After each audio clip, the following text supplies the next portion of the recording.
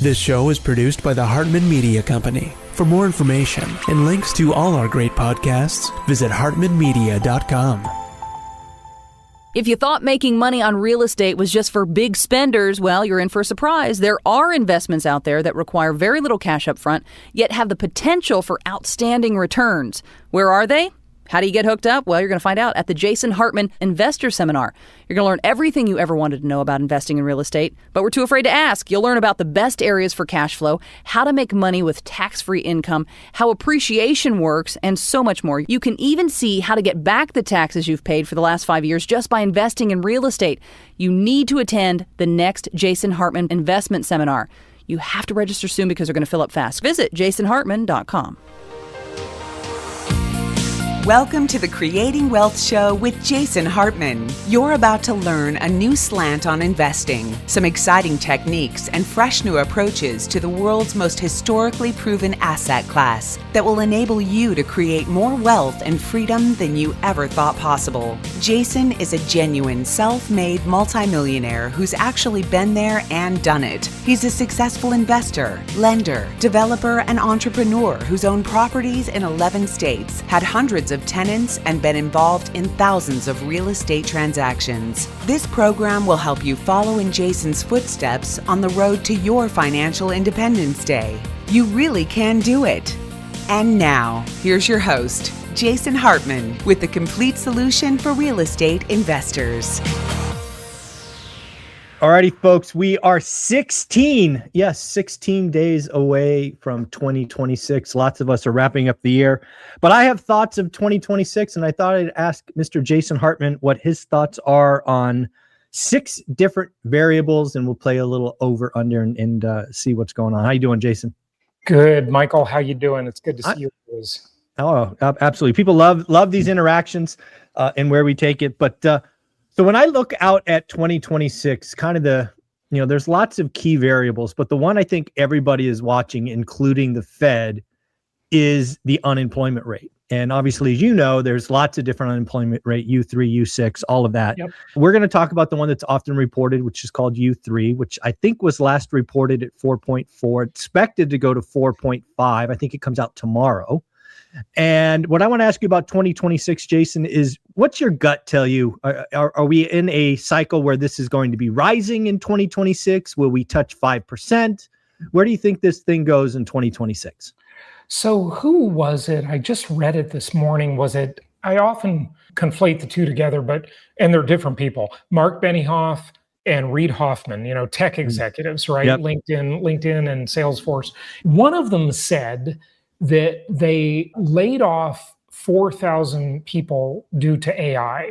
I think we are moving into an era of higher unemployment. Okay.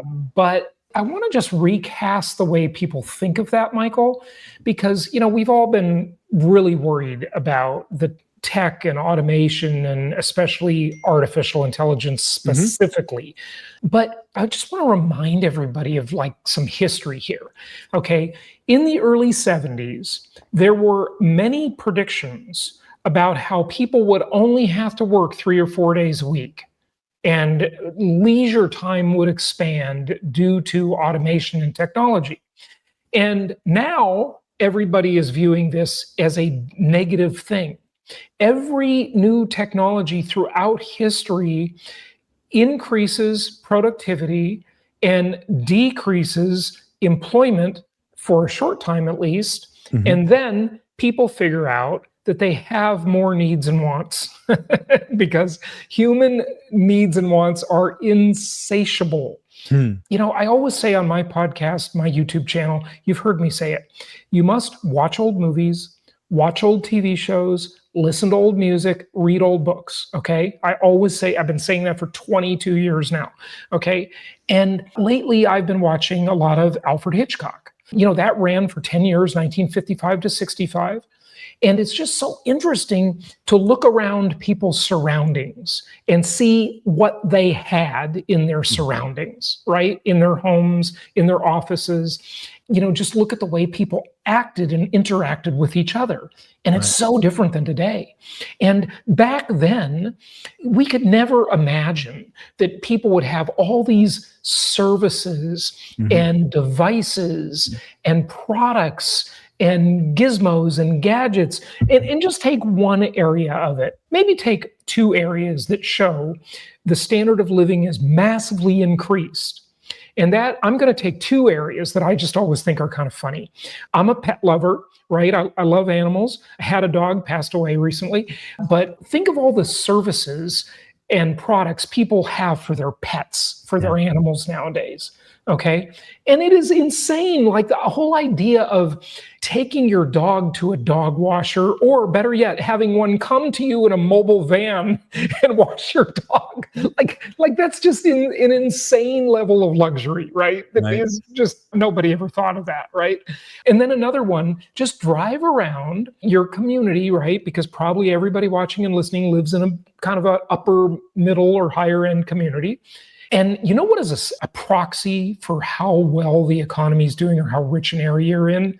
Spas and med spas, okay? Where people spend all this money to make themselves feel better and look better. Like these are crazy luxuries, right? These are not things that are normal, okay? Yeah. We were just a few decades ago, no one could imagine that there would be all these new industries and all these new sectors that there are today. And so what will happen is unemployment will tick up as automation and artificial intelligence replaces people. But then people will realize that they've gotten more prosperous. The economic pie has grown, it got bigger, and they just want more stuff. And, who knows what it's going to be, right? But certainly space tourism is going to be a thing. Sure. Okay. High-speed internet everywhere is already becoming a thing. Self-driving cars. The amount of money people will save with this technology is insane. Just think of self-driving cars, right? Most people use their car about 4% of the time. So for 96% of the time that you own a car, it is being unused. It's sitting in your garage, in your driveway, whatever, right? My car is not being used right now. I'm talking to you. I'm not in the car. Okay. And when we don't need a car anymore because we have CAS, and that's a acronym that's like SaaS with two A's, software as a service. Well, soon you'll have car as a service, or maybe you want to call it ASS. It'll be auto as a service. Okay. Whatever. This is all good. This is all positive stuff. The adjustments will happen. We will get through them, and life will just keep getting better and better and better. And nobody will appreciate it. Like that's the other thing. By the way, great book recommendation. Read The Rational Optimist. Oh. Maybe that book is like 8 years old now. I'm not sure. But I read it a few years ago, and it just kind of he talks about, Matt Ridley, by the way, is the author, talks about all these things that just keep getting better and better and better.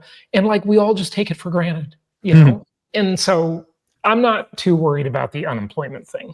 Yeah. But it is going to tick up a little bit. Okay, a little bit being we're at, let's call it 4 or 5 between friends today. Yeah. You think next year it goes, up to 5, something like that? Yeah, maybe a little less than 5, but a couple ticks up, All right, so you'll take. I like it. All right, so up, not horrible. Like yeah. All right.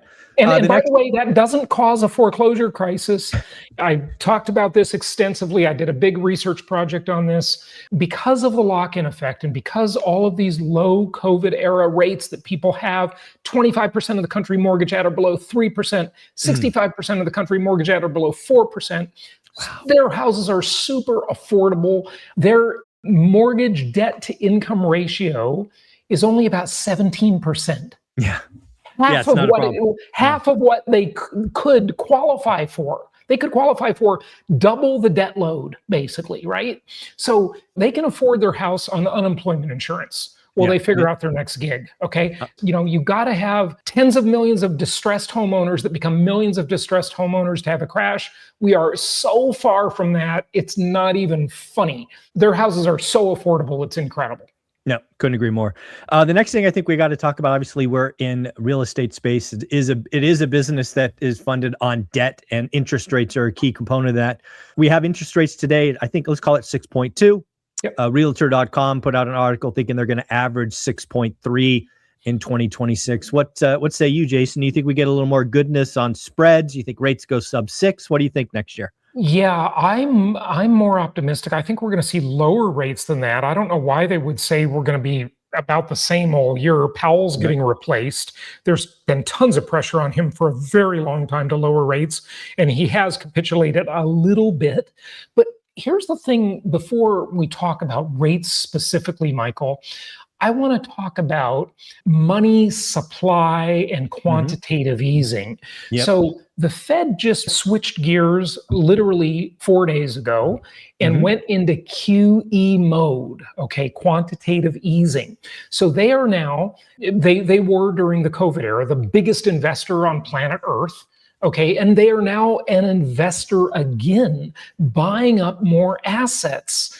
And what does that mean?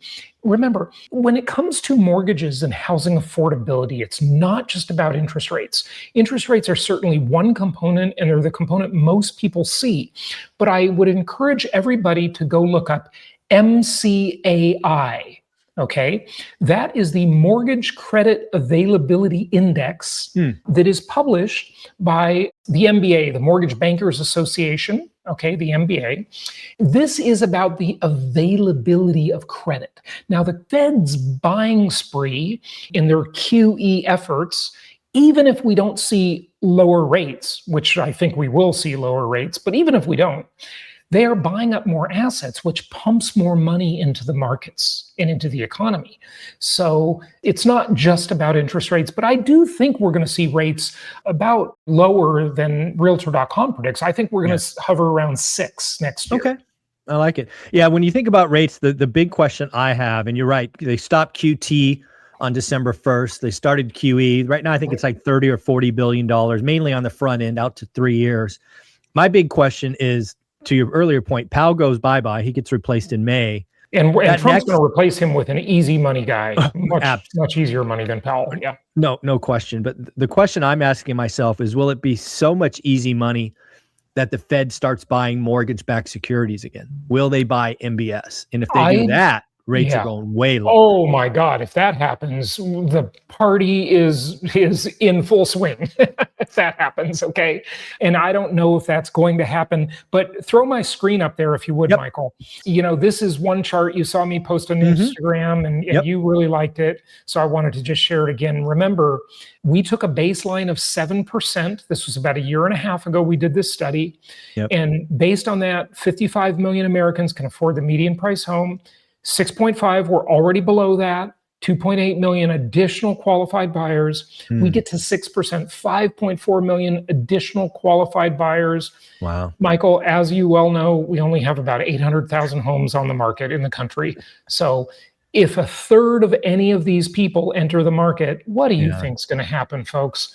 Upward pressure on prices, multiple offers, good properties selling like hotcakes. Yeah. And again, the big question I do have for 2026 is the Fed going to buy MBS? Because that's a game changer. I don't know that they will. I'm just scratching my head going, is that on the horizon? I don't know. It's the Fed is a very secretive organization, as we both know. But even if they don't, we're still moving into a better position than we've been in for the last few years. So that's no question. Like it. Well, let's get to recession calls. Let's talk GDP specifically. I think GDP is estimated by many to be at 2 to 2.5% for 2026. Does that kind of feel like a good number, or are you in the camp that maybe we touch 3%, grow faster? Yeah, I'm in the camp of growing faster, and I gotta tell you, lest I'll get trolled for being too optimistic again, but look at all of this technology and all of these innovations and how they just grow the pie. I mean, the economy is cooking pretty well through all of this crap that we've been going through. Like, I mean, it has been so resilient. I'm pretty bullish. Anthony Pompliano, if any of you follow his stuff, I get his newsletter. I don't know if you checked it this morning, Michael. I did not see it this morning, no. He was talking about Trump talking about literally a 700% increase in GDP, which is probably fantasy land. Okay, come on. It's crazy, but he 7x. Wow, 7x. Okay, but he makes the case for it because compared to what other country is going to have big growth? This is all in the hands of the U.S. The Eurozone is trash. I mean, Europe is a fucking disaster. I mean, it's so sad. I was born in Europe. I love Europe. It's so sad to see Europe just becoming ruined. It's just ruined, I mean, Asia, yes, there's some optimistic points, but overall, the U.S. is and is going to continue to be for, I think, a very long time, the leader of the world. I like it. So you're thinking GDP, certainly if we get 3% GDP, there's no recession. Yeah, I like it. All right. Yeah. Well, I've called correctly so that we did have a housing crash. It was just in transactions and all the idiots were talking price. Right.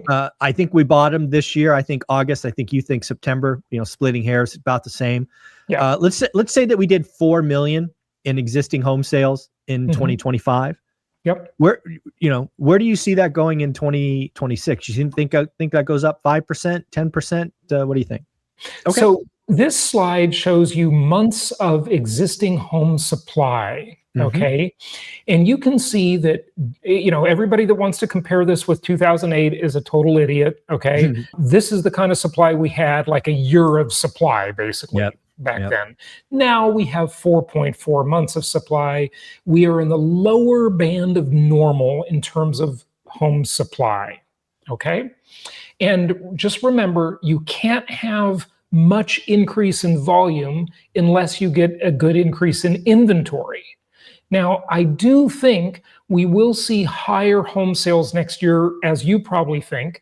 If I had to just stick a number on it, and I haven't studied this a lot, so don't hold me to it. But, I would say, maybe we see another 300,000 additional homes transacted next year. Yeah, I'm calling 7%. That's right around 300. I think it's 280, 300,000. Okay. That makes sense to me. Yeah.